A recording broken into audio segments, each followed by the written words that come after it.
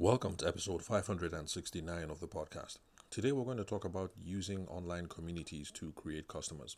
If you've been listening for a while, then this is part of the series that I've been doing on lead generation, which in my own opinion is just another fancy way of saying creating customers. Now, why is this relevant? It's relevant because creating customers is our primary function as business owners and as hustlers. Because if we do not create customers, where customers didn't exist before, then we will have nothing over which to exercise business. So, if you like, you can say, I'm not a salesperson, I'm not a marketer, I'm an architect. But the truth of the matter is, if you do not have any architecture customers, if you don't create any architecture customers, whether it's through networking or through stuff you've done online, then there is no one or there is no house over which to perform your architecture craft. And it's the same whether you're a DJ, a business consultant, a wedding photographer, or you sell chicken eggs or whatever. So, our primary role in business is to create the customer, and that is why today's topic is relevant and all the other topics that we've discussed before now. Now, what kind of method is using online communities to create customers? If you remember in previous episodes, I split them up. Well, by the way, this is me splitting them up. So if you check your business textbooks or you speak to business professors, things might be analyzed differently. So in my own classification, I split them up into new school and old school methods. And so using online communities is a new school method. And when I say new school, I just mean it's online or it's something that is tech facilitated. Because there are some things that, in principle, we also do in the old school way, in the offline way, but then they can also be facilitated by tech. An example of that was, I can't remember the podcast episode, but an example was when I spoke about newspapers. So newspapers, physical, very old school, the kind of thing that your mom and dad or your grandparents like to use, physical hard copy newspapers. So the Vanguard has print, the Guardian has print, This Day have print, but they also have websites. And so if you want to advertise on the Guardian, Vanguard, This Day, you have the option of doing print only or taking advantage of packages that align with online as well. So in this case, you're seeing something that is very old world, which is that the huge big newspapers, and we're using tech to facilitate how the news is received, how the news is delivered, and how products and services are marketed and sold over the newspaper.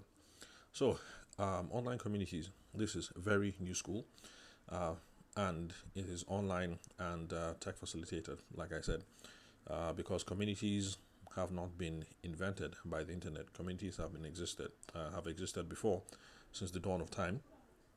But we can use tech to facilitate these connections, and those are the sorts of things we're going to be talking about today. Okay, so what are the kinds of means that we are going to be discussing here when we're talking about online communities? Now, the means are things like social media groups. If you've seen Facebook groups, or Facebook groups used to be big when I think I had just come out of teenage years. I don't, well, I think Facebook groups still exist, but I don't think people use them that much anymore. Because my generation was more of the Facebook generation, and then after that there would be Facebook pages and Facebook groups. Like I think Coca-Cola had a Facebook page. Um, I think musicians would have Facebook pages and Facebook groups and things like that.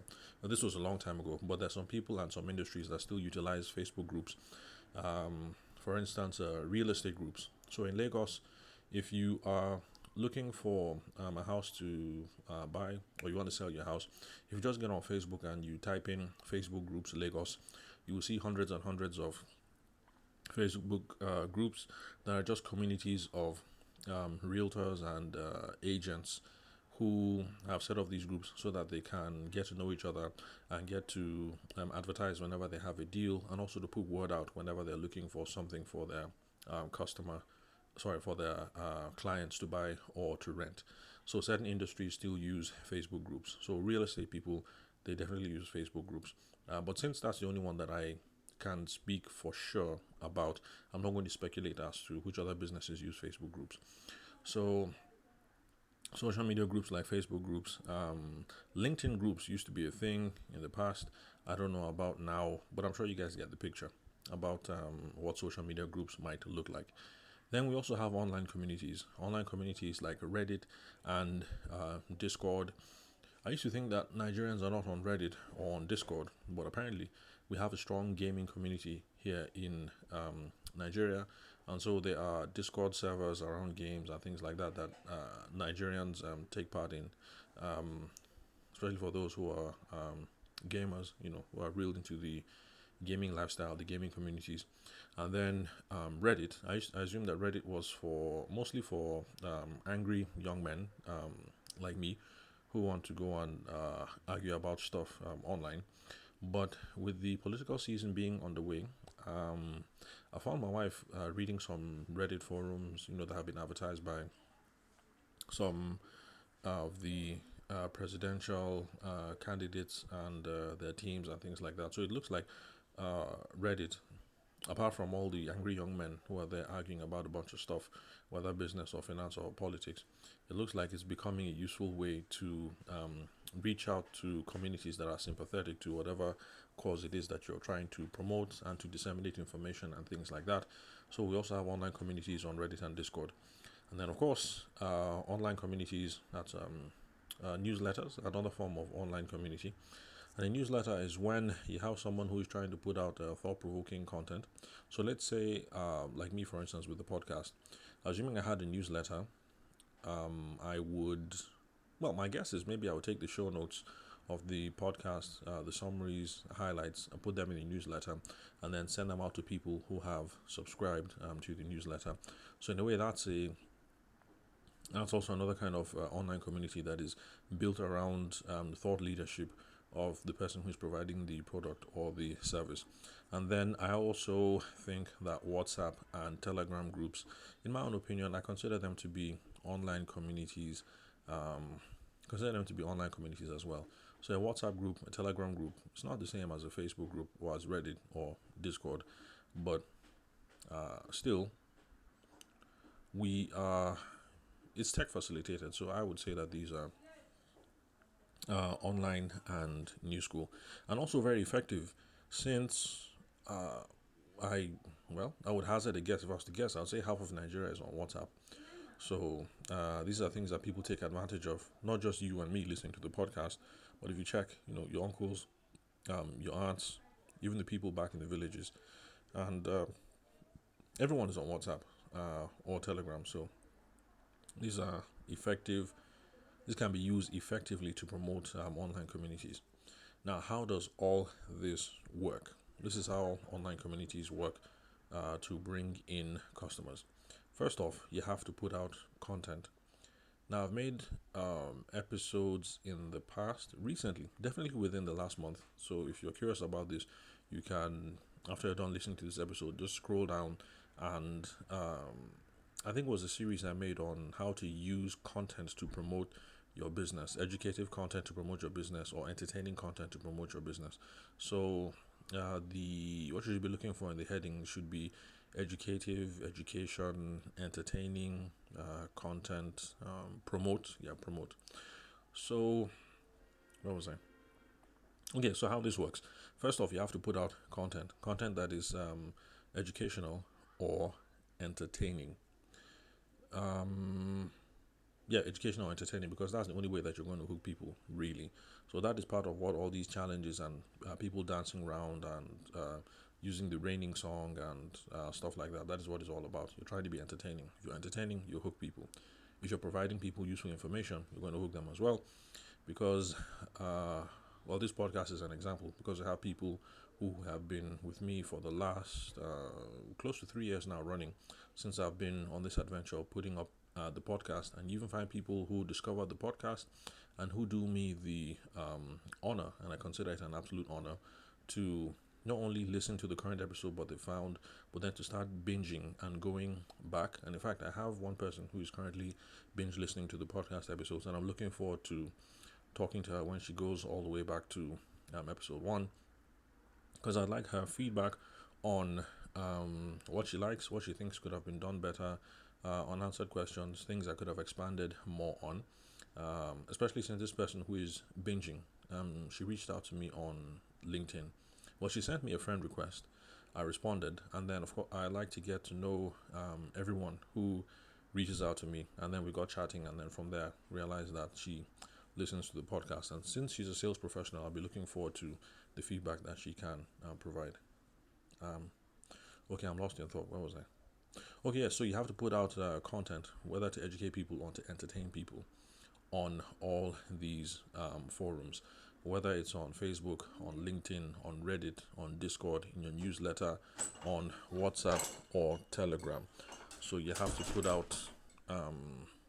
Sorry, apologies. My son was trying to get my attention. That was throwing me off. Where was I?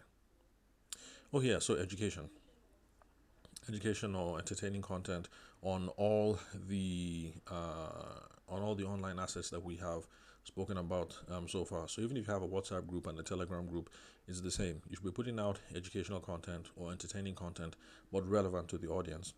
So if I create a WhatsApp group around sales and marketing, then if I create a WhatsApp group around sales and marketing, but then I let the group fall into disarray and people are putting up stuff on Bola Tinubu or another presidential candidate, or putting up photos of nude women, or massacres going on in the north central part of the country, for instance, then it's going to turn people off because that is not what they came to the group for. So it has to be contextual. So if I have a WhatsApp group around business, then it has to be business, sales, and marketing content.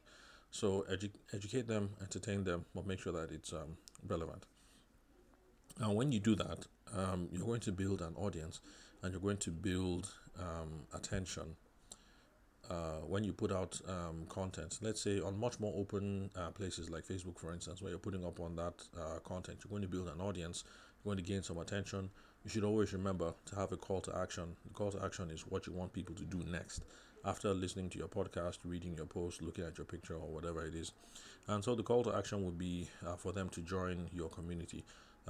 If you like this, share, and then also follow the Facebook group, subscribe on YouTube, follow on Reddit, subscribe to my newsletter. What's up? Join my WhatsApp group or join the Telegram group. Usual call to actions. Now, this is where the magic happens.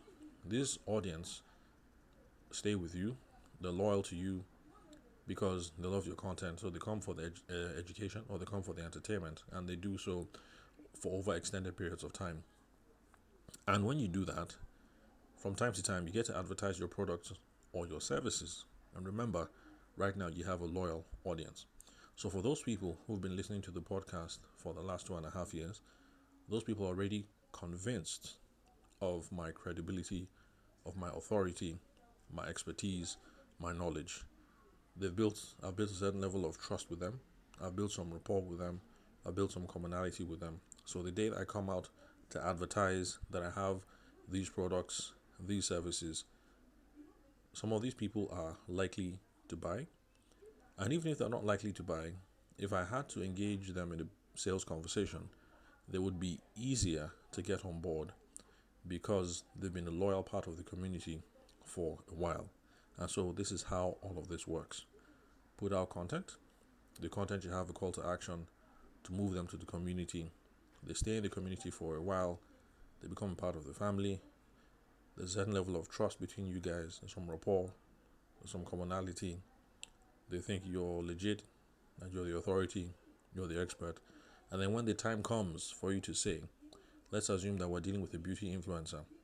So when the time now comes for you to say on the WhatsApp group that I have the latest Christian Dior shoes. Okay, no, that's a bad example. I think Christian Dior was more like my parents' era. I don't think Christian Dior is big nowadays. But anyway, since I'm stylistically challenged, let's let that not hinder where we're going with it. So let's just stick with Christian Dior, since I don't know what reigns these days. Or should I say Louboutin? Okay. Anyway, whatever it is, you have your WhatsApp group, you have your Telegram group, and because of all the dynamics that I've spoken about here, when the time comes for you to say, oh, I finally got the latest Christian Dior, Christian Louboutin, or I have the latest Yeezys or whatever dropping, so and so. If you're interested, ping me or pay 50% deposit to so and so. It makes the process of converting that person into a customer a whole lot easier because of all this work that has gone on prior. Now, from what I have described, I hope you guys have also been able to appreciate that this requires a lot of work. So if you're thinking the community route, or if you're thinking the content route, you need to have the right expectations, because you're not going to start this process today. What's today's date? 3rd of February. And then you expect to start seeing customers on the 3rd of March, or maybe the 3rd of April. That's not how it works. It takes a while to put out content. It takes a while to put out a community. It takes a while to build trust. It takes a while for you to show your authority. These things take time. So you should be thinking long-term play, medium to long-term. So instead of thinking in terms of days and weeks, you should be thinking in terms of months and years. Now, an example. Back when my wedding photography days, there was a fellow that I used to work with, Ikena, and he has a website called illudio.com. Now, I think Illudio is a play on some Igbo word that has to do with wedding. Anyway, so that's the website. Now, the goal was that they were going to make money with a wedding registry attached to the site. Okay? Now, let me repeat that.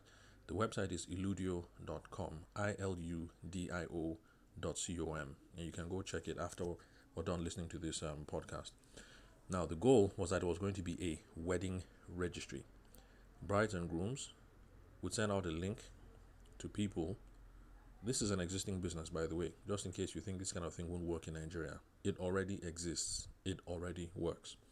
So they will send out the links to their uncles, aunties, mom, dad, friends, brother, sister, whoever, to say, when we're getting married, instead of spraying us, these are the things we need. We need a 50-inch TV. We need a handbag. We need a mop. We need a iPad, whatever.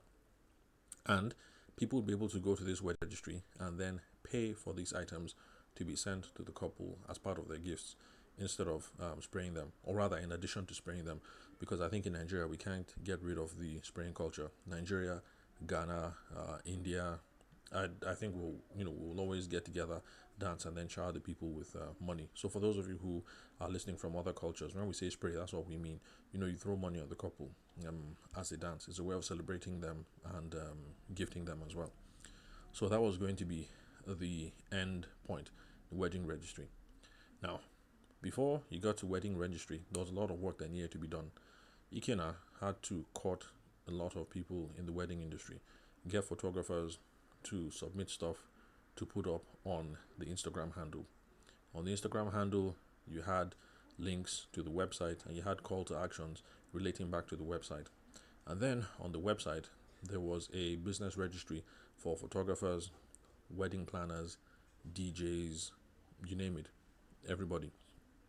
So, of course, everything feeding back to the website. But this was a very long-term play that took a couple of years. People see the photos on Instagram, they like it, and then you follow. You follow Illudio.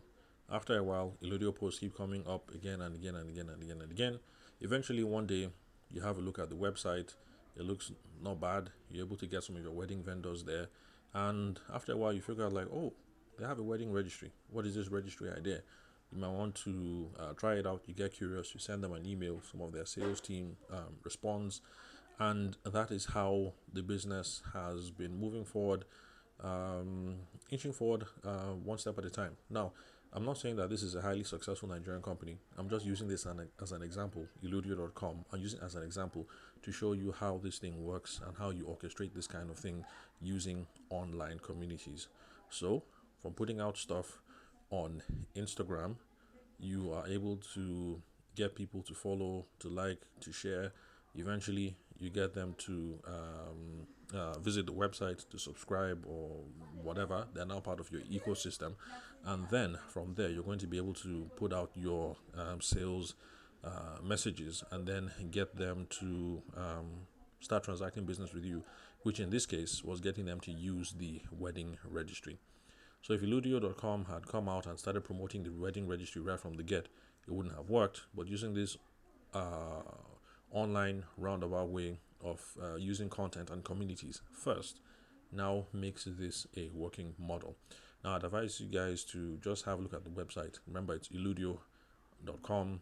I'm not recommending that this is how you do business, but just an example about how Nigerians are adapting modern tools and modern means of doing business to our everyday concrete realities. So this is not something that has been executed in New York or in Thailand or in Washington DC or in London or whatever. It's here, it's executed here, it's homegrown, and we can have these aspirations for our businesses as well, and we can apply these principles to how we run our businesses as well. Oh, forgive me, I lost track of time. We have done over 20 minutes, so let me just bring this to a close. And thanks for hanging out on episode 569 on how we use online communities to create customers. Thanks for your time and attention. I'll catch you guys at the next recording. Forgive me for the interruptions. My son walking in, neighbors talking outside the window. It's that time of the year, and I'm challenged for finding my usual place to record. So expect in the next coming weeks for there to be much more interruptions, or for me making recordings outside or in the car or whatever. But don't worry. As time goes, I'll get a studio and put more production value behind the content that we'll put out on the podcast. But until then, let's keep on the road. Let's keep on working together. So thanks for your time and attention. Catch you guys on episode 570.